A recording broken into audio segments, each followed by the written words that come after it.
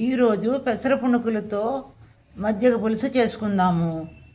ఈ పెసర పునుకుల కోసము ఒక ముప్పావు కప్పు పెసలు, ఒక పావు కప్పు పెసరపప్పు, ఒక చెంచా బియ్యము తీసుకున్నాను.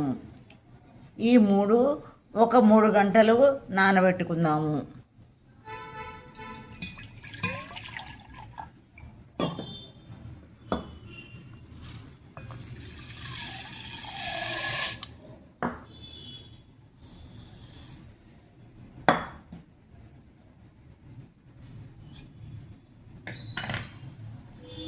3 గంటలు నానబెట్టిన పెసలు, పెసరపప్పు, బియ్యము గ్రైండ్ చేసుకుందాము.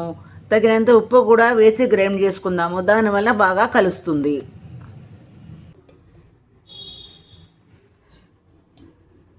ఇలా బరకగా గ్రైండ్ చేసుకున్న పెసరపిండిలో అల్లం పచ్చిమిరపకాయ, మెంతి కూర వేసేసుకుందాము. ఇప్పుడు మెంతికూర మనకి బాగా దొరుకుతుంది కాబట్టి ఆరోగ్యానికి మంచిది, చాలా రుచిగా ఉంటాయి. ఫైబర్తో వేసుకోవడము, ఈ మెంతికూరతో వేసుకోవడం వల్ల పెసర పునుకులకి చాలా రుచి వస్తుంది. ఇలా నూనె ఎసర పెట్టి పెసర పునుకులు వేసుకున్నాను. పెసర పునుకులు ఒకవైపు వేగాయి, ఇంకో వైపు కూడా వేగాక తీసేసుకుంటాను.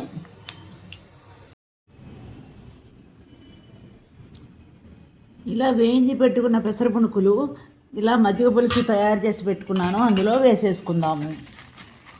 ఈ పునుకులు ఒక అరగంట ఉన్నాక అన్నంలో నెయ్యి వేసుకుని తింటే చాలా రుచిగా ఉంటుంది. ఇలా కలిపేసి మూత పెట్టుకుందాము.